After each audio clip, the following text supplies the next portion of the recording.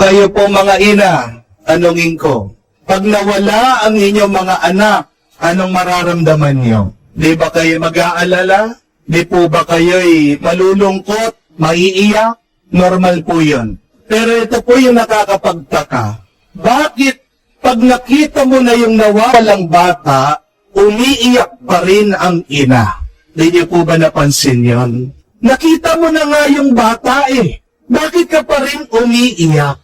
Alam niyo pong sagot. Kasi yun lang naisip ng nanay na hindi na niya makikita yung kanyang anak. Sobrang sakit sa kanya, hindi niya ma-imagine na talagang affected siya. The thought of losing the loved one is so great that it really affects her heart, her emotion, her soul. Yan ang tunay na pagmamahal, hindi po ba? Hindi mo kayang mawala o lumisan o lumayo yung iyong minamahal.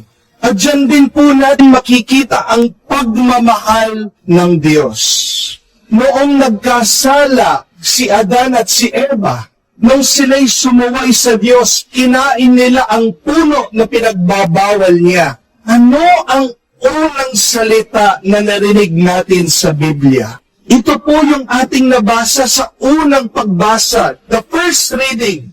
After that they have sinned, the first sentence, the first words we hear from God is, "Where are you?" Nasaan kayo? Nakakapagtaka po ito kasi ang Diyos kita lahat. Ang Diyos alam lahat. Alam naman niya kung nasaan sila eh. Pero bakit niya sinabi yun? Where are you? Sa salitang Hebreyo, yung pong pangungusap na yon is just one word. Ayeka.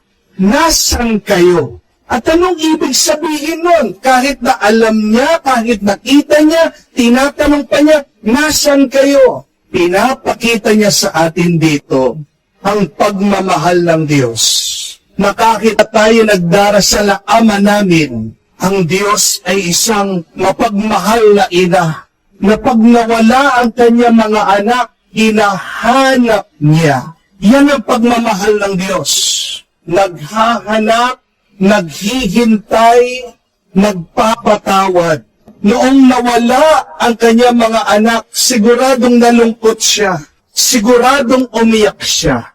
Ang tanong, tayo, pag nawawala natin ang Diyos sa ating buhay, umiiyak pa ba tayo?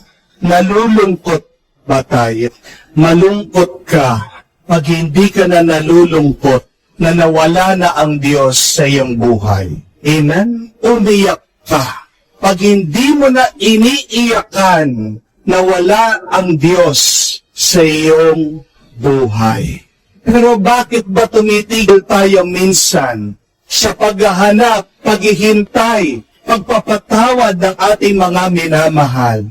Bakit hindi natin nakakamuka ang Diyos sa kanyang pagmamahal? Minsan, nagagalit tayo, naiinis tayo sa mga nagkakasala. Nakakalimutan natin na hindi nila hawak ang kanilang kaisipan.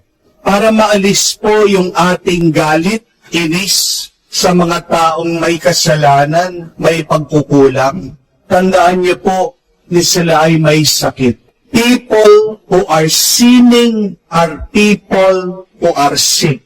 They're infected by the virus of sin. At pag ang tao ay may sakit, may karamdaman, magagalit ka ba sa kanya? Kasalanan ba ng tao pag siya'y may lagnat, hindi maayos ang kanyang kama? Magagalit ka ba sa isang tao na matanda, mahina, pag siya'y kumakain, nabubuhos siya yung kanyang pagkain din? Kung siya ay magdudumi, magagalit ka ba sa kanya? Hindi. Kasi nauunawaan mo na meron siyang pinagdadaanan. Kaya nga po ang tawag natin sa mga taong nagkakasala ay may kakulangan. Hindi sila perpekto, may sakit sila. At yan ang virus ng kasalanan. Paano po gagaling ang taong may sakit? Papagalitan mo? Sisigawan mo? Sasampalin mo? Hindi. Para gumaling ang taong may sakit, kailangan niya ng TLC. Amen? At ano pong ibig sabihin ng TLC? Tender, loving, care. Doon lang gagaling ang taong may sakit.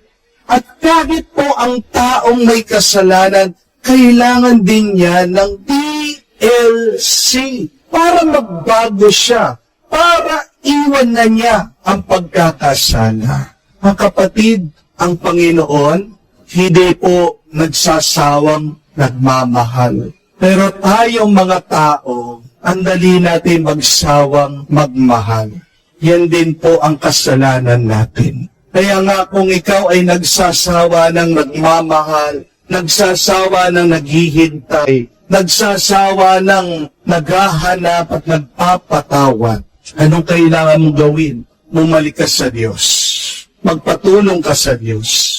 Lagi ka magdasal, naway punuin ka ng banal na Espiritu ng pagmamahal.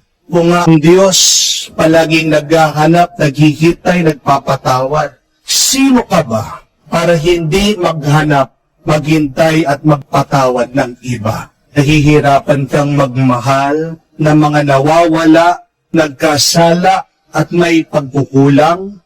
We start by praying for other people. We start by praying for ourselves. May we once again receive the grace of love para kamukha ng Diyos. Huwag tayo magsawang maghanap, maghintay at magpatawad.